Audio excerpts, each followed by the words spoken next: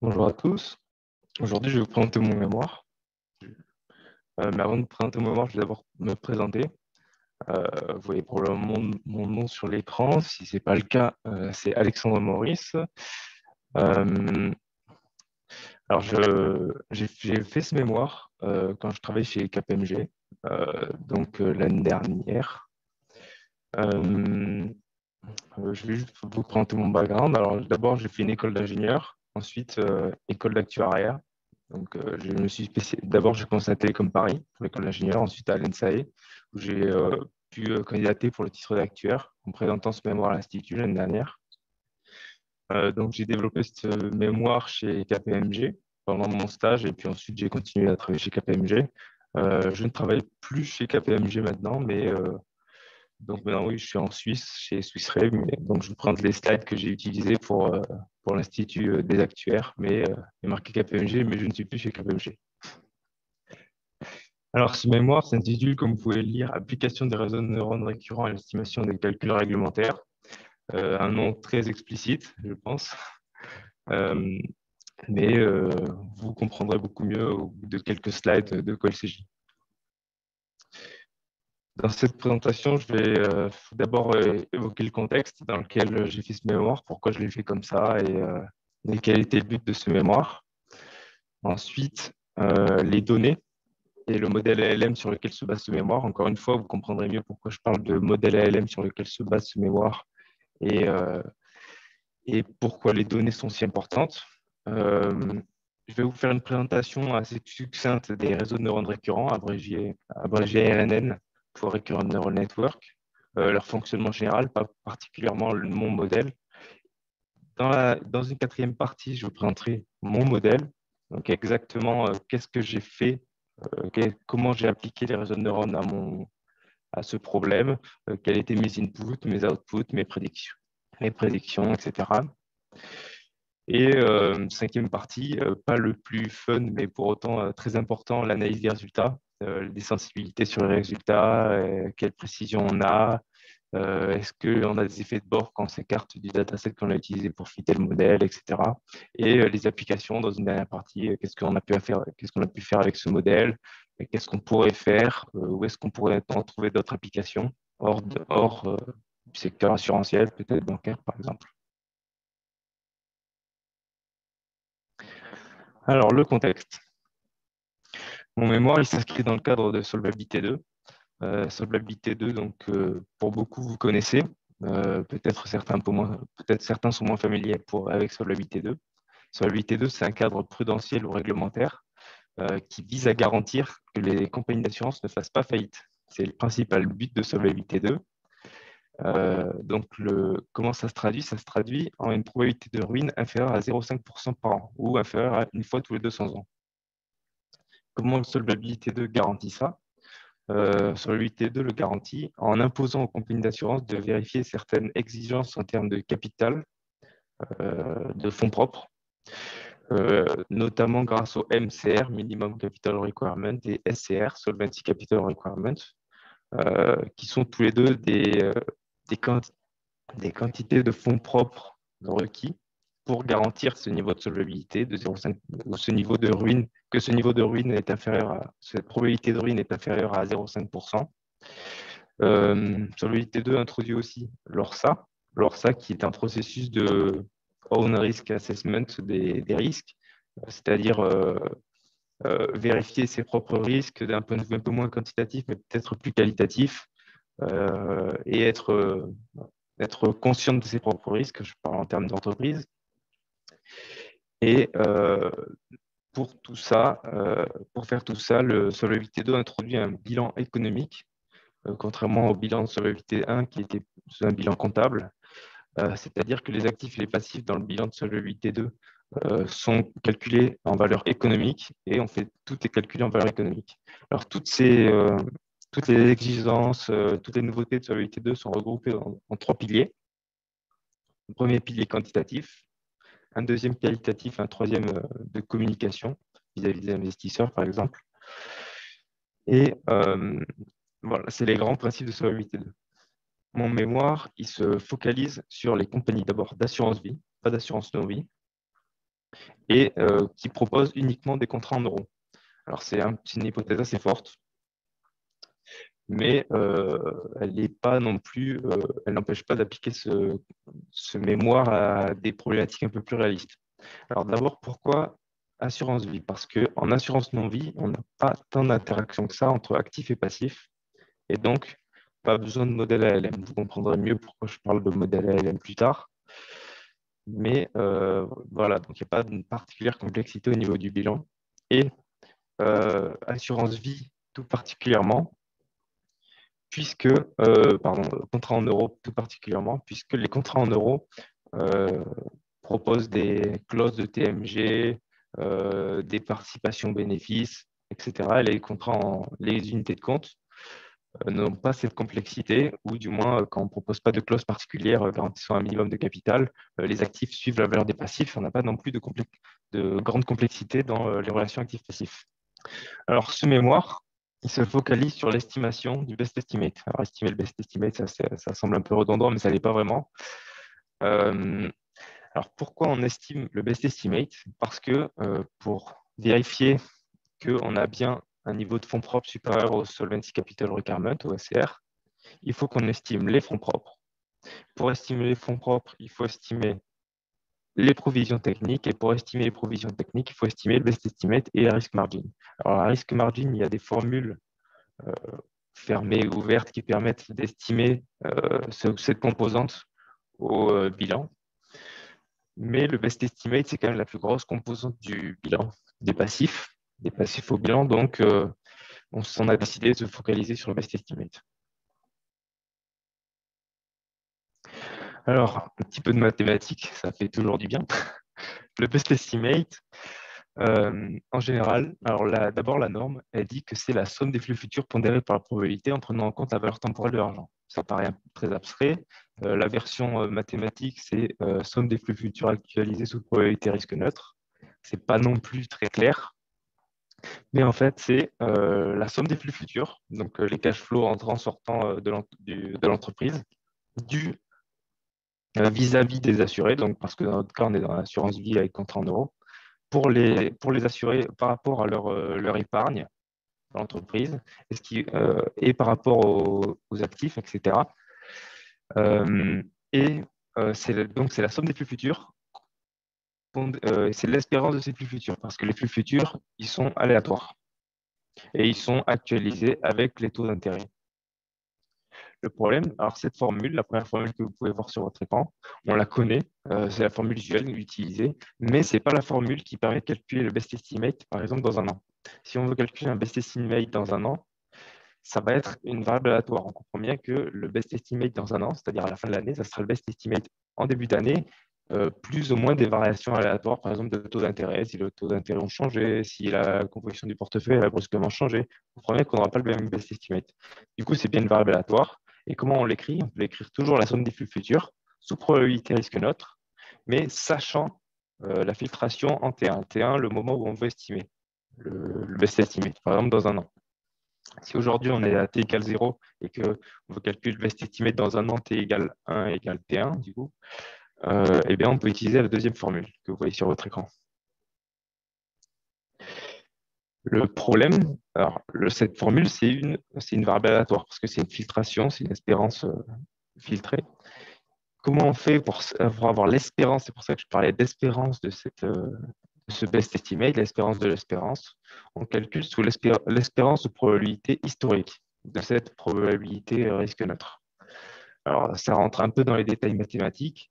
C'est pas forcément le plus intéressant, mais du coup, quand on veut calculer ça avec une méthode numérique, on va faire des simulations dans les simulations. D'où le nom de méthode des simulations dans les simulations que certains d'entre vous connaissent probablement si vous travaillez notamment en ALM. Et pour approximer la valeur de cette troisième formule, on va utiliser la quatrième formule qui est l'approximation numérique. Bon, rien de vous un bon schéma pour comprendre tout ça. Donc, on va plutôt se focaliser sur le schéma en bas à droite. Alors, si on veut estimer le best estimate en T1, qu'est-ce qu'on fait? On projette aléatoirement grâce à des modèles mathématiques. On va projeter l'évolution du monde l'évolution réelle du monde. Par exemple, est-ce que les taux d'intérêt vont bouger entre dans un an et maintenant? Est-ce que les marchés financiers montent ou descendent? Est-ce que la valeur du CAC 40 a diminué de 40%? Et pour chacun de ces états du monde en T1, c'est-à-dire dans un an, par exemple, on va relancer une nouvelle simulation, cette fois sous probabilité risque neutre, pour calculer ce best estimate, sachant l'état du monde en T1 duquel on part. C'est pour ça qu'on a des flèches oranges et des flèches violettes. Les flèches oranges représentent l'évolution du monde sous probabilité historique, c'est-à-dire l'évolution du monde dans le monde réel dans lequel on est.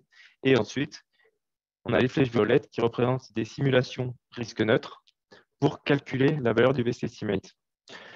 J'ai oublié de le préciser, mais on calcule, pour estimer le best estimate, on calcule sous probabilité risque neutre, puisque sinon il y a des histoires d'opportunités d'arbitrage qui nous viennent des mathématiques financières. Et du coup, on est obligé d'utiliser deux probabilités différentes. Alors, le modèle ALM, comment le modèle ALM calcule, comment on calcule le best estimate avec le modèle ALM? En fait, on utilise le modèle ALM pour calculer les flux futurs. On fournit au modèle ALM un scénario, comme vous pouvez le voir sur le schéma en bas à gauche. Je ne sais pas si vous voyez ma souris ou pas, mais on a d'abord en bleu des modèle points. En fait, on fournit à un modèle ALM des modèle points qui représentent nos actifs, nos passifs, des scénarios économiques qui vont représenter l'état du monde, l'évolution de l'état du monde, et donc qui vont représenter nos flèches oranges, nos flèches violettes, et des hypothèses, d'autres hypothèses. Le modèle LM va calculer, va nous produire des cash flows qui vont représenter les cash flows qui sont utilisés dans notre formule de calcul du best estimate. Et donc, on peut, grâce à ça, calculer notre best estimate avec la formule en haut à droite, qu'on peut voir. L'estimation sous la probabilité historique du best estimate en T1, c'est bien la somme de la somme de la somme des cash flows divisé par l'actualisation et pondérée. Et on fait la moyenne sur ces sommes et on obtient bien la valeur du best estimate. Alors, mon mémoire, qu'est-ce qu'il a essayé de faire? Tout d'abord, pour comprendre ce qu'il a essayé de faire, il faut d'abord comprendre qu'est-ce qui existait déjà. Euh, Ce qui existait déjà, c'est des modèles proxy. Alors, des modèles proxy, c'était des modèles qui essayaient de prédire les sorties du modèle ALM. Le modèle ALM, il permet de calculer le best estimate grâce au cash flow qu'il calcule. Et ce modèle proxy, il permettait, en donnant différents inputs à ces modèles, de répliquer les sorties du modèle ALM, calculer des nouveaux best estimates, et donc de faire des calculs très rapides. Parce qu'en fait, ce que je n'ai pas dit, c'est que la méthode de simulation dans les simulations, ce qu'on a vu, c'est qu'il y a beaucoup de simulations. On a par exemple, si on a K simulations historiques et N simulations risque neutre, on a K fois N simulations. Et si dans chaque simulation, on a 60 pas de temps, ça nous fait K fois N fois 60 pas de temps à calculer. Ça peut vite devenir énorme et ça prend beaucoup de temps. Parfois, on parle de jours, de semaines de temps de calcul. Et du coup, des personnes ont décidé de créer ces modèles proxy qui sont des sortes de régressions plus ou moins complexes entre des inputs du modèle ALM et le best estimate calculé, essayer de pouvoir répliquer le calcul et pouvoir calculer plus rapidement le best estimate.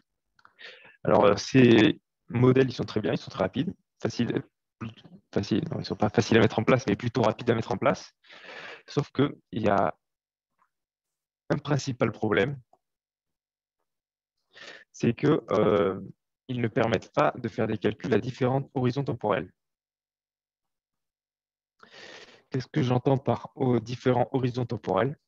C'est que ce modèle, par exemple, s'il est calibré sur des best estimates qui sont calculés aujourd'hui, on fournit des inputs dans une base de données, on calcule, par exemple, on prend des volatilités, différents taux d'intérêt, différents montants du CAC 40, et on décide de calibrer un modèle là-dessus et qui prédit en sortie les best estimates correspondants. créés à partir du modèle ALM. Donc, en fait, on lance le modèle ALM plein de fois avec ses inputs, on récupère tous les best estimates calculés et on peut en déduire une régression entre les inputs et les outputs. Une régression qui peut être sous la forme de régression linéaire ou d'un modèle compliqué, par exemple le réseau de neurones, etc. C'est simplement une régression. Le problème, c'est qu'on a on a calculé ces best estimates à une échéance donnée, par exemple à t égale 0. Donc, en fait, on a un modèle qui est capable de répliquer les calculs du modèle ALM pour t égale 0. Mais on n'a pas un modèle qui est capable de nous donner un best estimate dans 5 ans, puisque sinon, il faudrait qu'on recalibre un nouveau modèle en relançant le modèle ALM en disant on prend 5 ans d'années de probabilité historique, et après, on fait la probabilité risque neutre et on calcule le best estimate. Pour résoudre ce problème, je propose d'utiliser des réseaux de neurones récurrents. Donc, c'est ce que je propose dans mon modèle.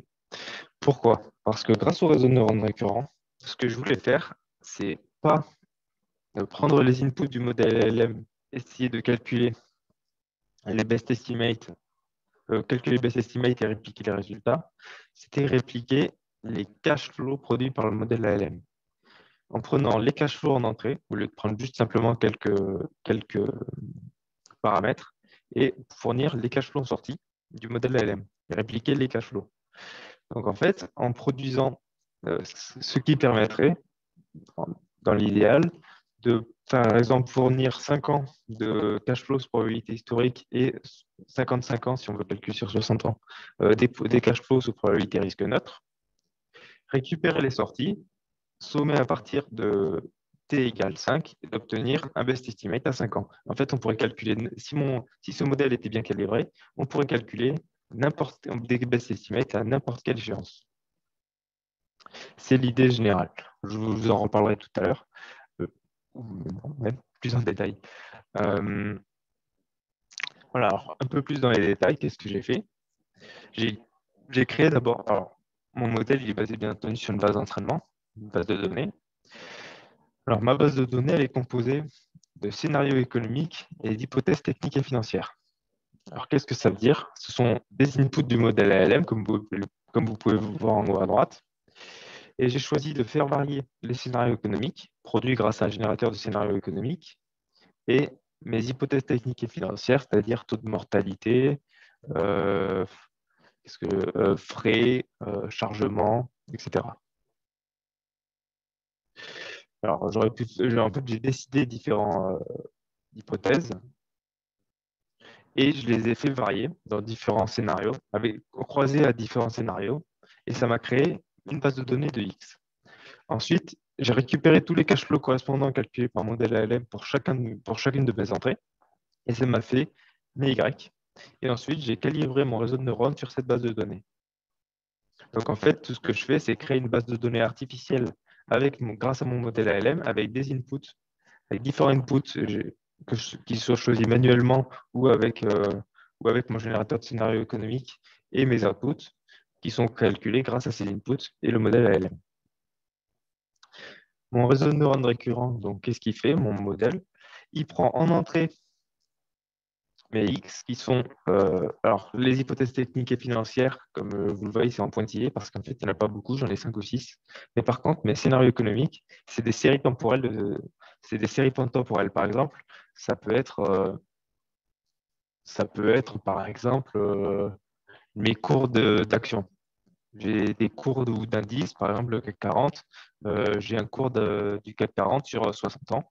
Et donc, j'ai 60 valeurs, 60 rendements annuels de CAC 40. Ensuite, j'ai les taux d'intérêt pendant 60 ans, donc j'ai 60 valeurs de taux d'intérêt. Et donc, j'ai par exemple un deuxième cours d'action parce que j'ai deux marchés différents. Donc, j'ai 60, 60, 60, j'ai 180 inputs. J'ai une série, j'ai 180 inputs qui correspondent à trois séries de longueur 60 que je fournis en vert, c'est mes FT en entrée. Et mon réseau de neurones récurrent, pardon, c'est mes ST en bleu. Et mon réseau de neurones récurrent calcule et me fournit en sortie une série qui correspond à mes cash flows qui sont utilisés pour le calcul du best estimate. Comme vous pouvez le voir en haut, j'ai trois types d'inputs, modèle point, scénario économique, hypothèse technique et financière. D'abord, je vais vous décrire les model points que j'ai utilisés. Alors, qu'est-ce que c'est les model points? Les model points, alors les gens qui sont familiers avec l'ALM pour ça probablement, pour les autres, je préfère répéter. Alors, les model points, c'est une représentation alors, informatique ou théorique, je ne sais pas, ça dépend du point de vue, de notre portefeuille d'assurance, que ce soit portefeuille d'actifs ou de passifs. Alors, en actif, mes model points, ça va être toutes mes obligations ou alors toutes mes obligations ou des groupes d'obligations de caractéristiques similaires et la valeur qui sont placées dans ces groupes d'obligations pour avoir une idée, pour pouvoir représenter nos actifs. Le modèle point passif, ça va être des contrats, des groupes de contrats groupés ensemble avec des caractéristiques similaires, par exemple avec des mêmes dates de naissance, avec montants, des montants similaires placés sur ces contrats, avec des TMG, des taux minimum garantis de ces contrats qui sont similaires. Et pourquoi on a besoin de ces représentations, de ces modèles points? Parce qu'ensuite, c'est grâce à ça qu'on peut lancer notre modèle ALM et qui va faire évoluer ses actifs et ses passifs. Donc, par exemple, vendre des actions, les acheter, verser de l'argent sur les contrats des assurés, faire simuler des rachats sur les contrats des assurés, etc. Tout va se faire de manière itérative année après année lors de la projection lors du calcul du modèle ALM. En fait, le modèle ALM, c'est une grosse machine qui va prendre les actifs et les passifs, les faire interagir entre eux. Par exemple, oh, on a des mauvais rendements sur les actifs, on va avoir des rachats sur nos passifs vont diminuer. L'année suivante, du coup, il faut, euh, il faut revendre encore plus d'actifs pour pouvoir fournir l'argent aux assurés, parce qu'on a des cash flows sortants, etc. Ça va nous faire des simulations comme ça, c'est pour ça que ça va prendre d'ailleurs beaucoup de temps à lancer et à calculer. Et donc, ces actifs sont nécessaires et passifs pour lancer ces modèles ALM. Donc, j'ai un portefeuille assez classique d'assurance vie. 80% d'obligations sans risque. Je n'ai pas pris d'obligations risquées. 10% d'actions, 7% d'immobilier, 2% de cash. Et pour les passifs, vous voyez la distribution des TMG en bas. Et je n'ai pas donné le détail des distributions des dates de naissance et des années de souscription des contrats, mais ce n'est pas particulièrement intéressant. Ça n'a pas un réel impact sur le résultat.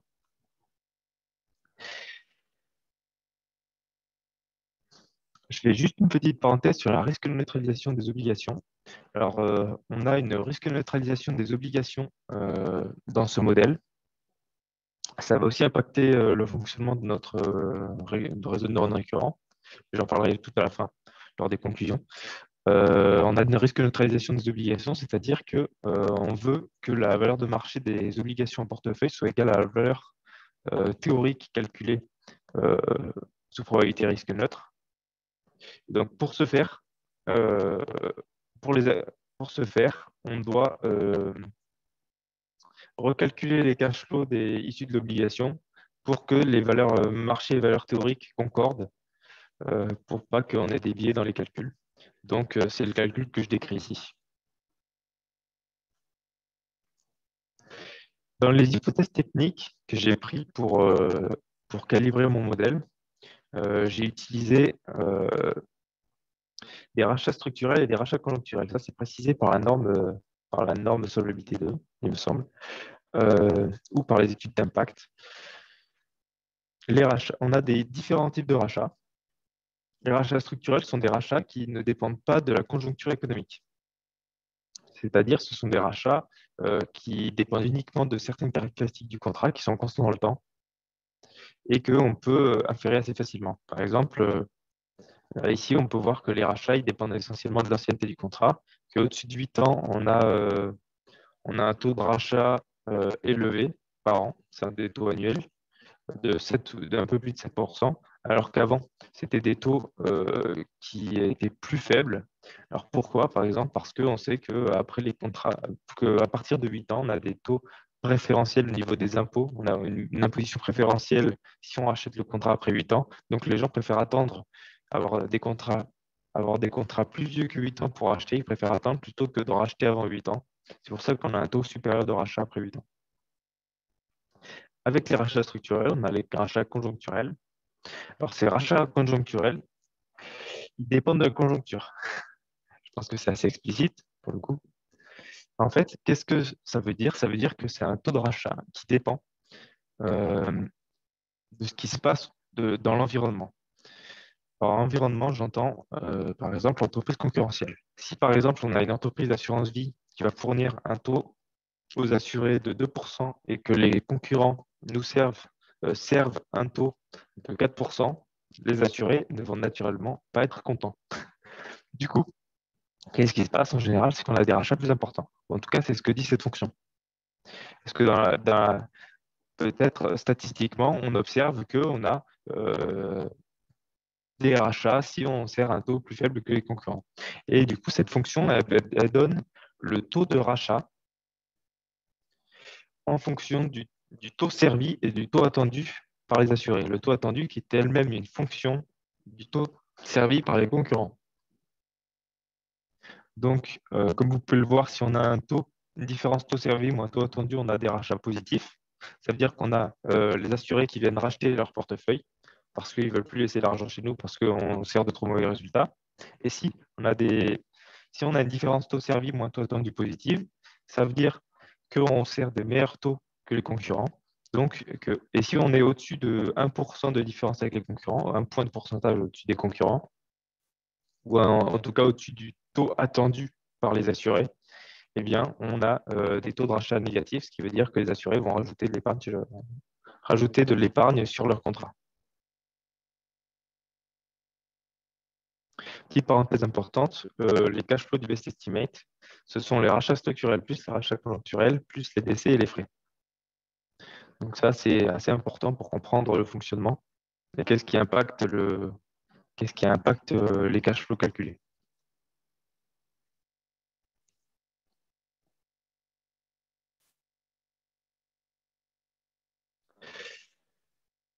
Alors, les scénarios économiques que j'utilise, comme je le disais, j'utilise différents scénarios économiques où je simule par exemple les actions, les taux, etc. Alors, pour les scénarios économiques qui sont générés pour les indices du type action, ils sont générés à partir de Black-Scholes. J'utilise le générateur de scénarios économiques qu'on avait chez KPMG, utilise un Black-Scholes. Et donc, j'ai généré des volatilités constantes dans le temps, mais aléatoires. C'est-à-dire que j'ai généré différents scénarios économiques en choisissant des volatilités fixées, mais choisies aléatoirement en fonction des scénarios. Par exemple, j'ai tiré aléatoirement, par exemple, une volatilité de 10% pour les actions, une volatilité de 10% pour l'immobilier. Et j'ai généré mon scénario en utilisant cette hypothèse de 10% pendant 60 ans et j'ai utilisé ce résultat pour lancer mon modèle ALM. J'ai fait ça plusieurs fois. Donc, j'ai une base de données de scénarios économiques qui sont générés à partir de ces volatilités que j'ai choisies aléatoirement. Donc, j'utilise des modèles Black-Scholes, tout simplement. Pour les courbes de taux, j'utilise des courbes de taux différentes. J'utilise donc des courbes de taux d'abord choisies aléatoirement. Je fixe au départ, grâce à trois paramètres, le taux à 1 an, R1, le taux à 30 ans et l'ultimate forward rate. Alors, ces trois taux me permettent de décider du niveau de la courbe de taux, plus ou moins aléatoirement. Et entre ces taux, je fais une interpolation grâce à un outil qui était fourni par l'IOPA avec la méthode de Smith-Wilson. Bon, je n'ai pas forcément envie de rentrer dans les détails, ce n'est pas le plus important. Mais tout ce qu'il faut savoir, que j'ai aussi choisi des scénarios de taux qui sont à t égale 0 choisis aléatoirement, différents pour les différents scénarios, et ensuite qui évoluent avec un modèle LMM+, LIBOR Market Model Plus. C'est une évolution du LIBOR Market Model qui permet d'avoir des taux négatifs.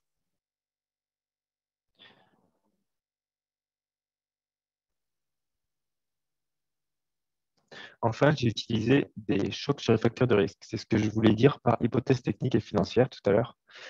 C'est qu'en fait, on part d'un scénario central. Donc, un scénario central, c'est un scénario, par exemple, au moment où j'ai fait le mémoire, on avait un certain taux d'intérêt, on avait un certain taux de mortalité, on avait un certain taux de frais, des valeurs de marché pour les actions, des valeurs de marché pour l'immobilier, des taux de rachat.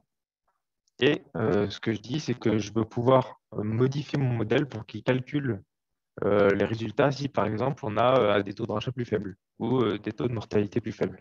Et bien, pour faire ça, j'ai décidé d'intégrer des chocs sur les facteurs de risque dans mon modèle qui me permettent de modifier un peu mes inputs constants, modifier ces paramètres en fonction des différentes simulations. Donc, en fait, j'ai d'un côté simulé des scénarios économiques aléatoirement avec des scénarios économiques de base aléatoires et ensuite des points. Alors, j'ai simulé des points de départ avec mes lois uniformes pour la courbe des taux et pour les volatiles et pour les scénarios que j'ai calculé des scénarios grâce à mon GSE. Et ces scénarios, je les ai croisés avec des chocs sur les facteurs de risque que je décris ici, ce qui m'a fait une assez grosse base de données puisque j'ai lancé pour chaque choc sur les facteurs de risque, j'ai dû lancer chaque scénario. Donc, ça fait, si j'ai N et P, N et M facteurs de risque, couple de facteurs de risque et couple de scénarios économiques, ça me fait N fois M. Ça me fait une assez grosse base de données sur laquelle j'ai lancé. Donc, comment j'ai créé la base de données pour les chocs sur les facteurs de risque? J'ai utilisé des lois normales avec des corrélations, puisque en général, ces chocs sur les facteurs de risque sont assez corrélés. Et pour moi, le plus important était de pouvoir être assez précis sur les scénarios les plus probables, ou des scénarios vraisemblables du moins. Et les scénarios vraisemblables étant un scénario de solvabilité 2. Et donc, j'ai utilisé une matrice de corrélation qui provient de solvabilité 2, ou qui est arrangée de la matrice de solvabilité 2.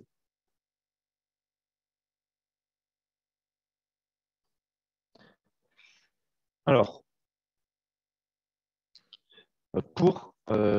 donc j'ai utilisé des réseaux de neurones récurrents pour créer mon modèle. Avant de vous présenter mon modèle en détail, je vous présente rapidement le fonctionnement des réseaux de neurones récurrents.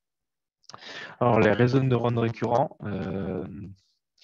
c'est des modèles qui fonctionnent un peu comme les réseaux de neurones classiques, mais qui ont un effet mémoire, ce qu'on appelle. Un effet mémoire, c'est un effet de transmission de l'information qui apparaît être dans le temps. Le réseau, en fait, le réseau, il va transmettre l'information.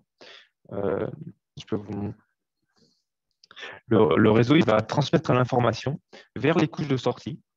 Mais en plus de ça, il va aussi transmettre l'information au sein du même couche. Donc, en fait, c'est ce qu'on peut voir en bas à gauche, sur le schéma en bas à gauche. C'est une couche du réseau de neurones récurrents. Les réseaux de neurones récurrents, en fait, ça a des inputs X, ça a des outputs Y, comme les réseaux de neurones classiques. Sauf qu'en fait, c'est plusieurs cellules les unes à côté des autres. Et ce qui se passe, c'est que les cellules, elles transmettent de l'information entre elles dans un sens, de la gauche vers la droite sur mon schéma.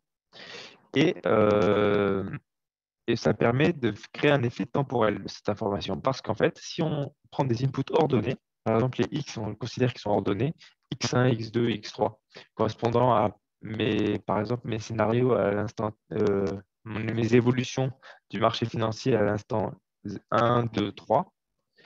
On va utiliser X1 pour calculer Y1. C'est-à-dire qu'on va calculer un cash flow en fonction de ce qui s'est passé sur les marchés pendant la première année. Et on va transmettre de l'information dans le vecteur A1 que vous voyez sur le schéma en bas à gauche. Cette information,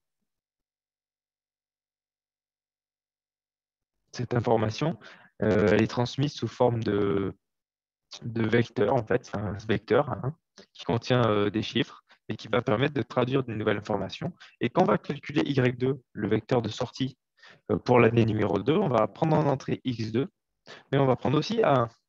Et en fait, ce qui veut dire qu'on est capable de prédire Y2, sachant X2, sachant ce qui s'est passé dans la deuxième année, mais sachant aussi X1, puisque A1 est censé contenir l'information contenue dans X1, l'information utile de X1. Donc en fait, à chaque fois qu'on fait une prédiction, on fait une prédiction sachant ce qui s'est passé avant. Donc si le réseau de neurones fonctionne parfaitement, on peut bien dire qu'on a un effet mémoire puisqu'on est capable de prédire les outputs sachant tout ce qui s'est passé avant, sachant toute l'information utile dans X3, mais aussi dans X2 et les vecteurs précédents. C'est ça le grand principe des réseaux de neurones récurrents, c'est qu'on a une transmission de l'information au sein d'une même couche, pas seulement vers les couches suivantes, parce que là, en fait, on n'a qu'une couche, on pourra avoir plusieurs couches, comme on a l'habitude de voir dans les réseaux de neurones classiques. Vous savez, on a par exemple 4 cellules, puis 3, puis 2, puis 1, et ça prédit un chiffre. Et bien là, on pourra empiler plusieurs couches d'affilée. Au-dessus de à la place de Y1, on pourra avoir d'autres couches et ainsi produire et donc passer de l'information au sein des couches vers la sortie, mais aussi de l'information au sein d'une même couche pour, euh, pour justement représenter cette transmission de l'information.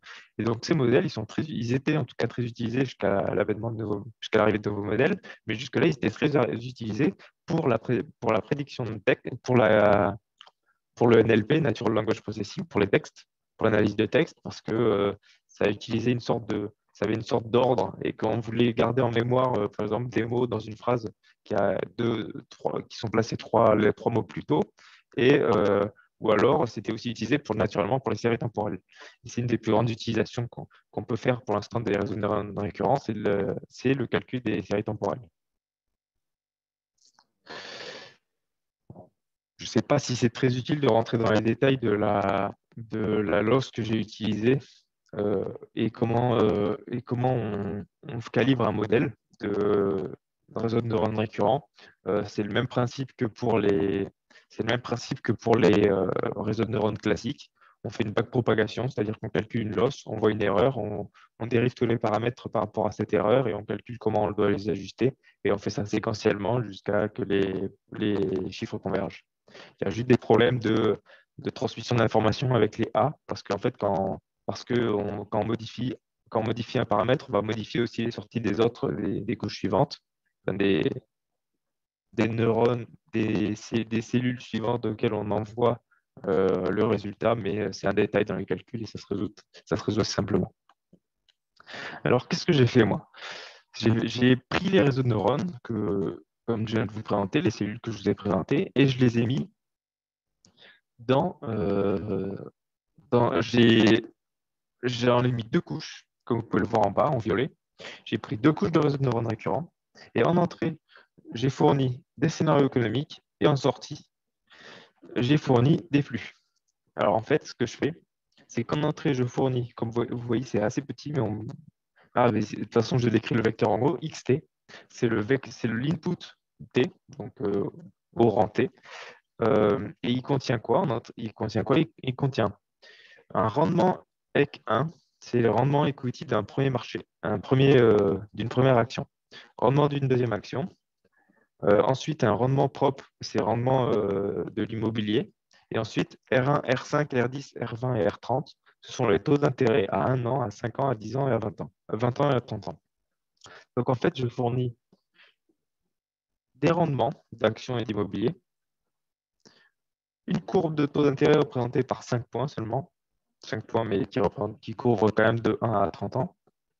Et donc, à chaque entrée, je fournis à chaque pas de temps les nouveaux rendements et la courbe de taux d'intérêt.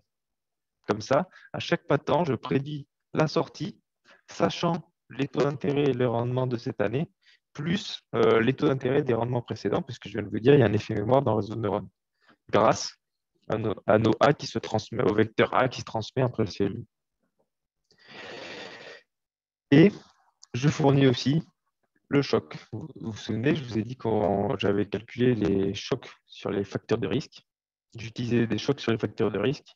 Je fournis au modèle les chocs sur les facteurs de risque en A1 en rouge en bas à gauche. Je les fournis pour pouvoir modifier la projection. Juste, je le fournis au pas de temps t égale 0 parce qu'ils ne vont pas influencer tous les pas de temps. Et je le fournis au pas de temps t égale 0 pour dire on lance avec ces paramètres. Après, débrouille-toi, fais tes calculs, mais on lance avec ces paramètres. Et donc, en sortie, en vert, on a bien une courbe, on a bien des flux, les cash flows qu'on voulait pour les cash flows actualisés, je précise, c'est les cash flows déjà actualisés. Donc, il ne reste plus qu'à les sommer pour avoir la valeur du base estimate. Alors, j'ai fait une analyse des résultats de mon modèle. Donc, en fait, je parle d'un scénario central, c'est-à-dire du scénario où je prends les volatilités moyennes. Alors, je vous ai dit, je crois qu'en volatilité des actions, j'ai pris entre 7 et 40%, donc ça doit être un truc du style 23%. Pour les volatilités des volatilités de l'immobilier, 7 ou 10%. Et pour les taux d'intérêt, c'était la courbe des taux avec les lois uniformes prises en leur milieu. Et ce scénario central, et j'ai calculé la précision de la prédiction de mon réseau de neurones récurrents sur ce scénario central comparé aux prédictions de mon modèle ALM que je cherche à répliquer. Il faut savoir que comme j'ai fait des scénarios aléatoires, je n'ai pas le scénario central dans mon jeu de données. J'ai tous les scénarios que j'ai prédits aléatoirement, mais probabilité nulle de me retrouver avec exactement le scénario central dans le jeu de données. Donc, je suis bien sur un jeu de données test et je n'ai pas utilisé ces données pour l'entraînement. Je décris les résultats. J'ai des écarts assez faibles de cash flow et donc de best estimate calculé sur, sur ce scénario, mais aussi sur les scénarios que j'ai calculés. Alors, sur une base de données de validation, j'ai un RMSE de 0,49%. Donc, RMSE, Root Mean Square Error. Donc, je prends la somme des écarts au carré et je fais la racine. Et j'ai un écart de 0,5%. J'ai fait quelques études de sensibilité. Je pense que je ne vais pas rentrer dans les détails, mais parce que l'horloge tourne. Mais j'ai pris mes chocs sur les différents facteurs de risque et j'ai calculé mon modèle ALM pour des valeurs données de moins 40 à 40%, par exemple, pour les volatilités sur les actions. Et j'ai calculé le best estimate à la fin et j'obtiens des écarts plus ou moins grands, plus grands sur les bords qu'au centre, ce qui pouvait être attendu. Pareil pour les taux d'intérêt. On remarque que si j'ai des taux d'intérêt plus importants, si j'ai un choc de 1 point de pourcentage sur les taux d'intérêt à l'époque, j'avais 1% d'écart relatif par rapport au scénario produit par le modèle ALM en termes de best estimate.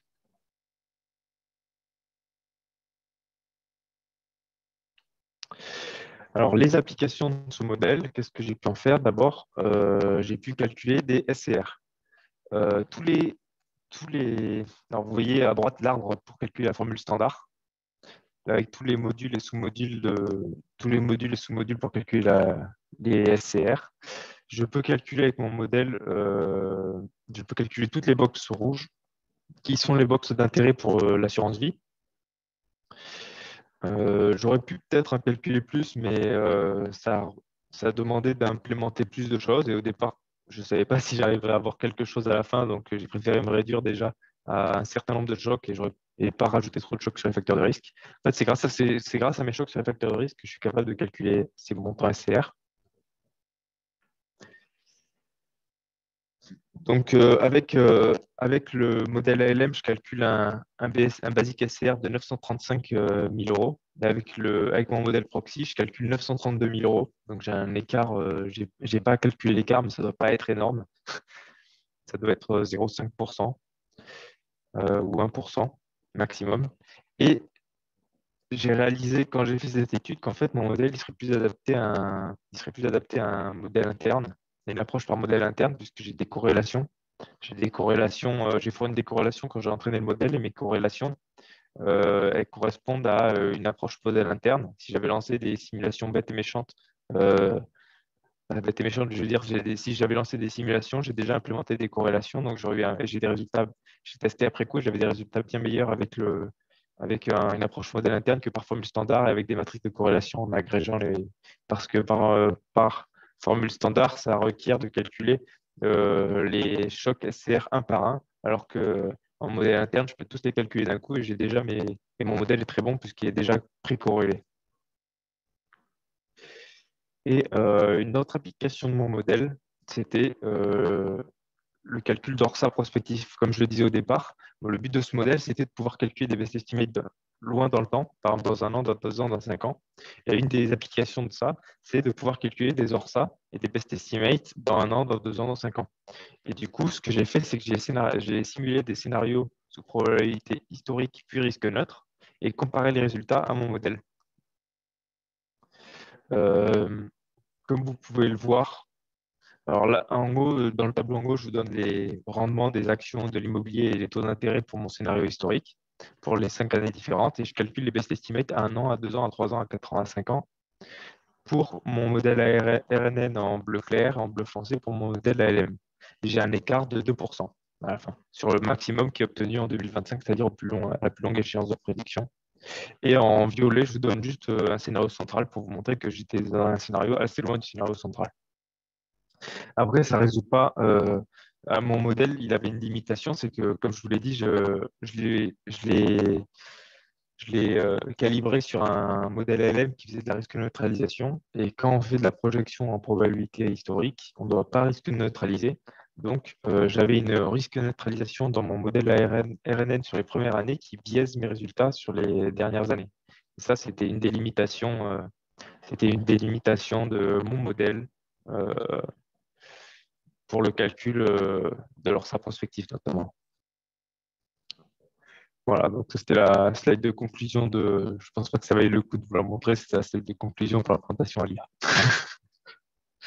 Alors, est-ce que vous avez des questions? Il reste, combien de temps? Il reste 10 minutes, donc je serais heureux de pouvoir répondre à vos questions si vous en avez.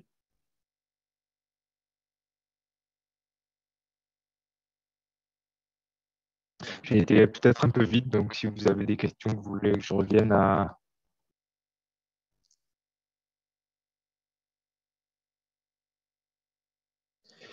Ah, merci. Je vous remercie, Pierre-François, pour votre question. Ça me fait penser que, en effet, alors, c'était aussi une délimitation des modèles proxy qui existaient déjà. Les proxys qui existaient déjà, ils ne prenaient pas en compte le vieillissement du portefeuille. Ça, c'était un des éléments les plus importants de mon mémoire, j'ai oublié de le dire. Merci. Parce que, en fait, quand on voulait utiliser, par exemple, leur modèle pour les modèles qui existaient déjà pour prédire à 5 ans, l'une des grosses limitations, c'est le vieillissement du portefeuille. Le portefeuille, on ne peut pas le vieillir, ça reste un portefeuille quand on a un portefeuille de cette année qu'on applique dans 5 ans, c'est pas valable. Alors que grâce à mon modèle, en fait, mon modèle, il prend naturellement en compte le vieillissement du portefeuille, puisqu'en fait, il est calibré sur le calcul des cash flows. Quand on fait le best estimate, on somme des cash flows qui sont déjà vieillis de 5 ans, vu qu'il recopie ce que fait le modèle ALM, et le modèle ALM, il fait vieillir les cash flows. Enfin, il fait vieillir, il prend des portefeuilles, il applique la mortalité, il applique les rachats, donc c'est bien un portefeuille qui a vieilli 5 ans.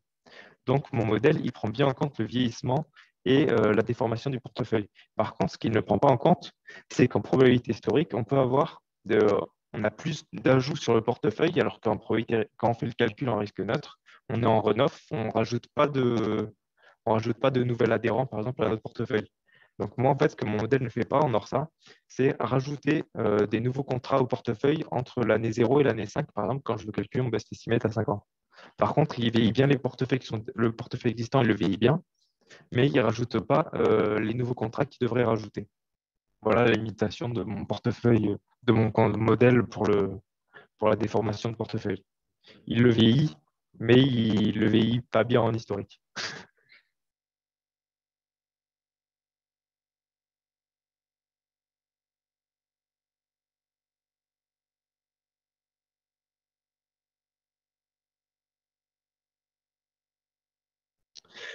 Euh, alors, je vous avoue, ça fait un petit moment maintenant que je l'ai fait, le modèle euh, Nail, donc je vais essayer de vous répondre, mais ça fait un petit moment, donc il faut que je me rappelle. Euh, Alors, au niveau déjà, c'est plus au niveau technique, en fait, la mise en place, parce que ça veut dire qu'à chaque fois, il faut créer un dataset. Il faut à chaque fois créer le dataset sur lequel on entraîne le modèle.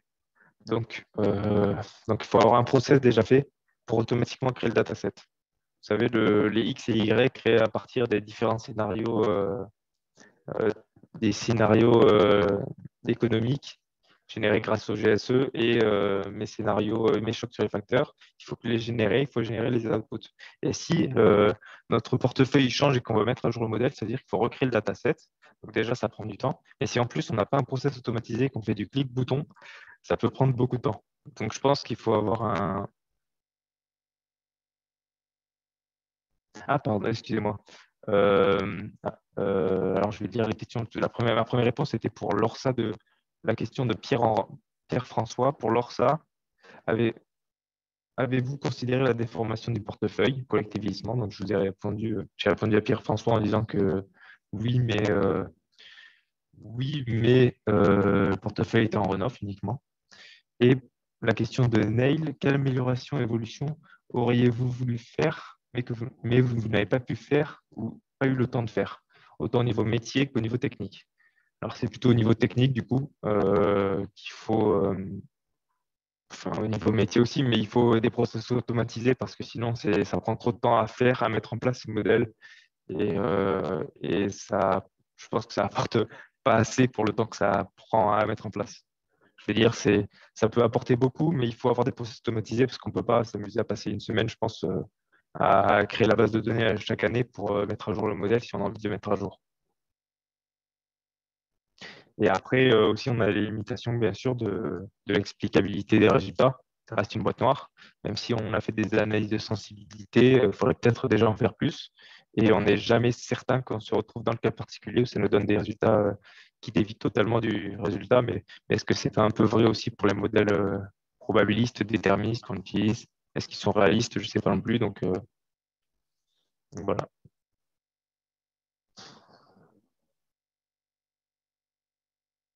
Je vous remercie d'avoir écouté ma présentation. Je vous remercie pour les questions posées et vous souhaite une bonne journée, une bonne après-midi.